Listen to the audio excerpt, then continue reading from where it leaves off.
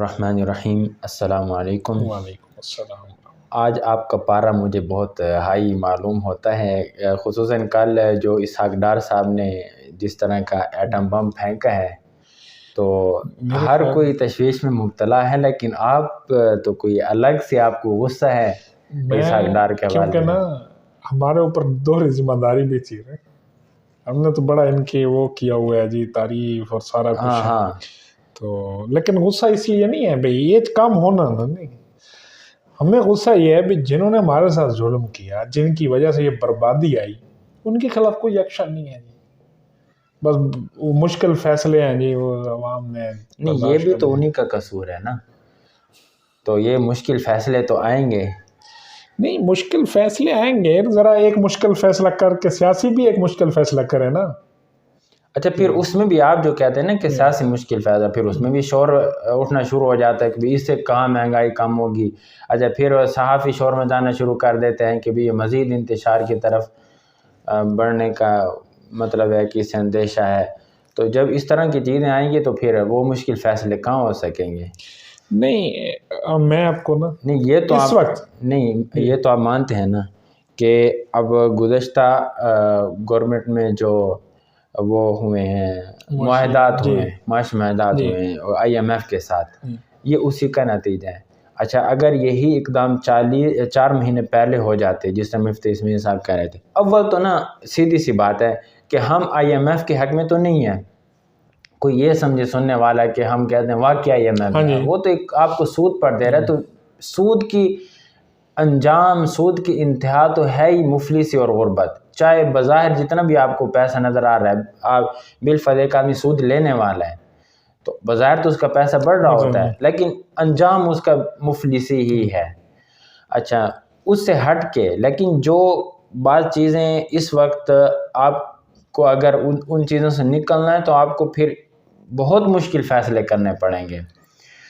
اچھا، ان چیزوں سے ہٹ کے میں بات کر رہا ہوں کہ جو IMF کے ساتھ معاہدات ہوئے ہیں، اب یہ نتیجہ تو اسی طرح ہے نا۔ اب 4 مہینے پہلے اگر اسحاق ڈار پھر قیمتیں بڑھاتا اور IMF کے اس پلان پر عمل درآمد کرتا تو تب بھی اسی طرح شور مچنا تھا، تو وہ تجربہ کر کے دیکھ لیا، اب وہ ناکام ہوئے تو مجبوراً پھر اس طرف جانا پڑ رہا ہے۔ مسئلہ پتہ کیا ہے کہ سمجھ ان کو کوئی نہیں آ رہی، یہ وہی پیاز بھی کھائے جا رہے ہیں، جوتے بھی کھا رہے ہیں۔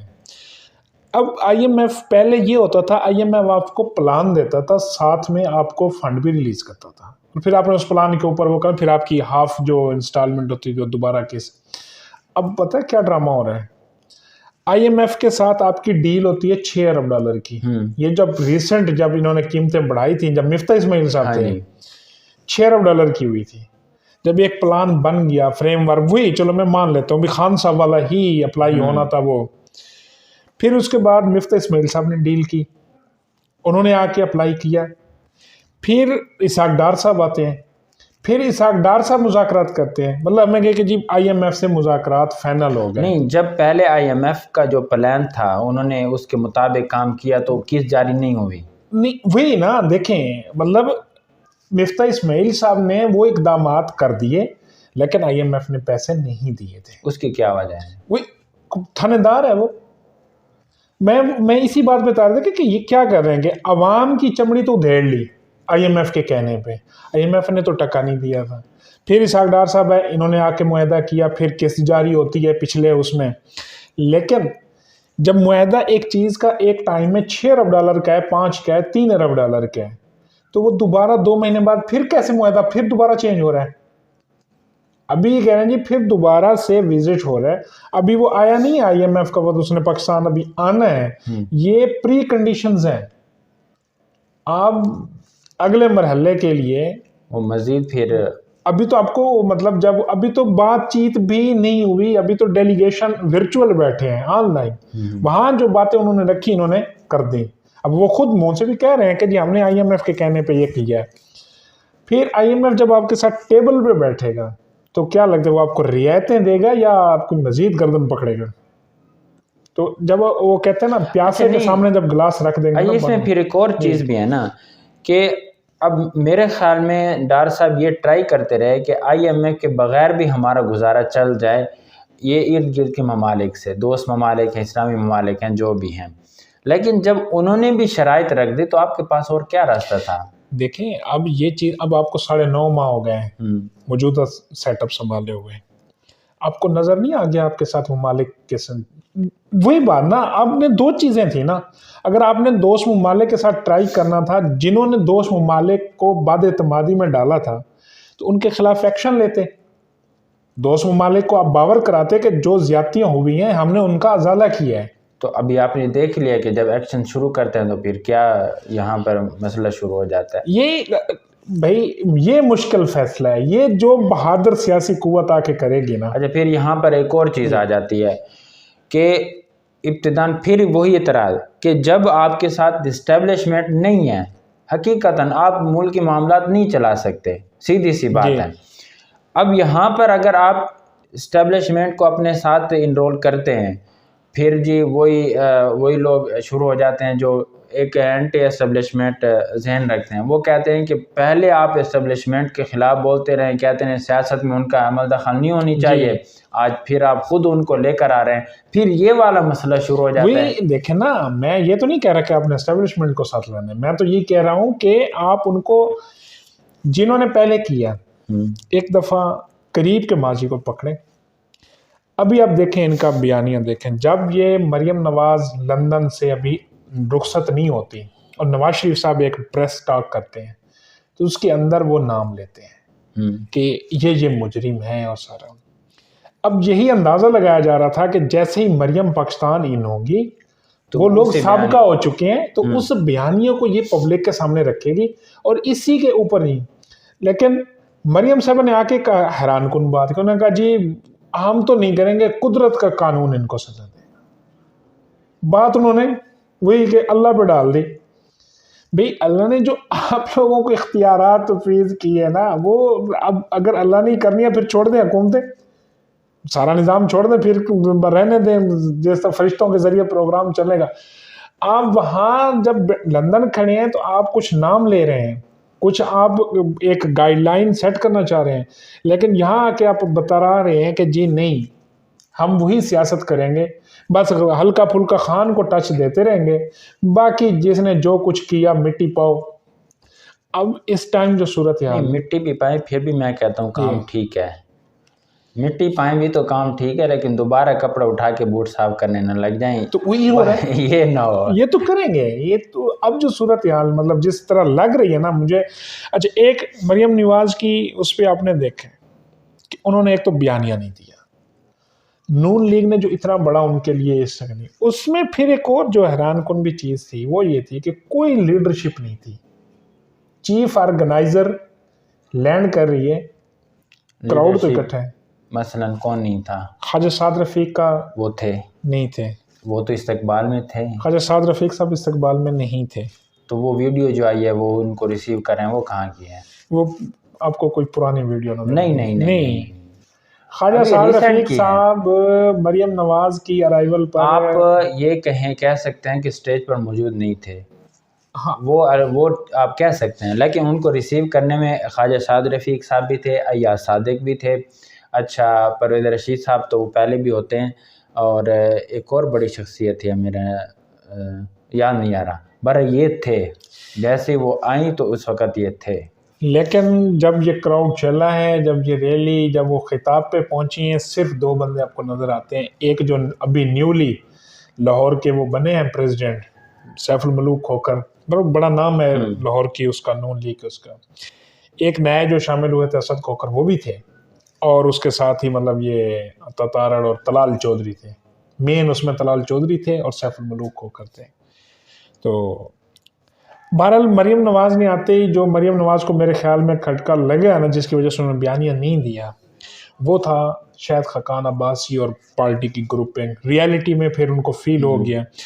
اب وہی کہ اب جب یہ چیزیں نہیں ہوں گی، جب آپ یہ کہہ رہے ہیں جی سزا قدرت دے گی، تو معاشی پھر صرف غریب کے لیے آپ نے اصلاحات لانی ہے، فیصلے کرنے ہیں۔ آپ سزا کی بات کر رہے ہیں نا، اس کا تو آپ سوچے بھی نہیں، یہ پھر آپ سوچے بھی نہیں، آپ ان سے کیا توقع کرتے؟ میں کہتا ہوں کوئی بڑے سے بڑے محب وطن سے بھی آپ یہ توقع نہ کریں کہ وہ سزا ملے گی، آپ ان سے توقع تو چھوڑ دیں، جن کی تاریخی ان کی آشیرواد سے مزین ہو، وہ کیا سزا دیں گے؟ پھر ہمارے ساتھ تو یہ ظلم نہ کریں نا، پھر صرف عوام پھر کہہ دیں کہ جو یہ مشکل. اچھا پھر ابھی دیکھو جی IMF نے ان کو کہا، خود کہہ رہے ہیں جی کابینہ کم کر دیں. IMF نے کہا کہ آپ جو یہ منی لانڈرنگ کی مطلب سین ہے وہ سارا کلوز کرائیں، یہ جو مطلب آپ کے جو کھابے ہیں جو آپ کو اربوں روپے کا آپ کا یہ جو سرکلر ڈیٹ ہے اس کرنی، آپ نے ابھی تک کوئی ایک مشیر فارغ نہیں کیا. اس وقت پاکستان میں اس کی بھی مجبوری ہے. مجبوری اس طرح کہ جب آپ کولیشن گورنمنٹ میں ہوتے ہیں نا، اور پھر ان حالات میں بنی ہوئی گورنمنٹ ہو، پھر آپ نے ہر کسی کو راضی رکھنا، ورنہ تو آپ کی حکومت ختم ہو جائے گی. دیکھو پھر آپ راضی رہ رہے ہیں کرسیوں پہ، یہ بات تو سچ ہے نا. نہیں، اگر میں یہ سمجھتا ہوں کہ پروٹوکول کم کر دینے سے یا مشیر کم کرنے سے یہ کوئی مشکل یہ حل ہونے والی نہیں ہے. اچھا، نہ تو آپ عوام پہ بوجھ ڈالنے سے مشکل حل کر سکتے ہیں.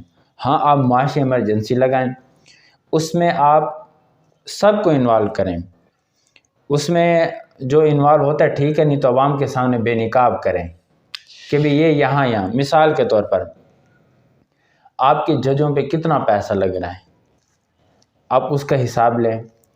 آپ کے وزراء، مطلب جب آپ معاشی ایمرجنسی لائیں گے نا، پھر سب کو ایک ہی کٹہرے میں لانا ہوگا نا، کہ آپ کا وزراء جو بیٹھے ہوئے ہیں وہ چھوڑیں، جو آپ کے سابقہ پرائم منسٹر ہے وہ کہاں سے اور کیوں ان کے پروٹوکول پہ اتنے پیسے لگ رہے ہیں.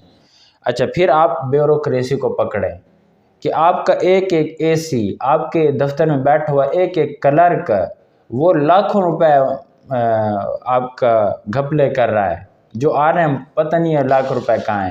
ابھی میں ایک پوسٹ پڑھ رہا تھا کہ موٹر وے پہ 1 لاکھ گاڑی روزانہ M2 پہ گزرتی ہے. اچھا، اس کا اتنا ریونیو بنتا ہے، اربوں روپے کا منتھلی بنتا ہے، وہ کہاں جاتا ہے پتہ نہیں ہے. ٹھیک ہے، وہ ملکی معاملات ہوتے ہیں کہ آپ نے سیلریاں دینی ہیں وغیرہ، جو بھی سسٹم ہوتا ہے، لیکن جب آپ معاشی ایمرجنسی لگائیں تو پھر اس طرح ہر کسی کو اس میں ڈالیں، اور عوامی سطح پر ایک متوسط طبقہ جتنا کماتا ہے اتنی آپ اس کو تنخواہ دیں. دیکھیں، اب میں یہ نہیں کہتا کہ اگر آپ کے پاس 80 وزیر ہے، اگر آپ 40 نکال دیتے ہیں تو اس سے کوئی ملک، لیکن آپ کا فیس سامنے آ جاتا ہے، لوگوں کا جو لوگ دیکھ رہے ہیں نا. اب آپ فیس سامنے والی بات کرنے ہیں نا، تو ایک شخص نے اسی طرح تو لوگوں کو دھوکے میں رکھا ہے کہ بس کچھ نہیں کھلانا، چائے اور بسکٹ پر آنے والے مہمان کو راضی کرنا ہے، اور باقی وہ اندر سے پورے گھپلے ہوتے رہے ہیں. میں ویسے بات کر رہا ہوں کہ عوام کو تو اس طرح بیوقوف بنایا گیا ہے نا. اب عوام کے سامنے آپ نے، اگر میں دیکھتا ہوں اب میں 35 روپے اپنے پیٹرول بڑھائے، اور وزیر کے ساتھ، مشیر کے ساتھ، وزیر اعظم کے ساتھ اسی طرح 35-40 گاڑیاں چل رہی ہیں بغیر کسی اس کے، تو میں تو غصہ نہیں، میں تو کروں گا، میں تو بد دعائیں دوں گا کہ تباہ و برباد ہوں. یہ کیا مطلب صرف ہمارے ساتھ ہی انہوں نے کرنا ہے جی. مشیروں کی چاہے سیلری نہ ہو، لیکن جب وہ کسی آفس میں جا کے بیٹھتے پورا نظام ان کے ہے. آپ یہ صرف نہ دیکھیں کہ ان کو 3 لاکھ 4 لاکھ نہیں، پھر اچھا یہ تو ایک ہے، یہ تو اللہ کے ایک عذاب ہے.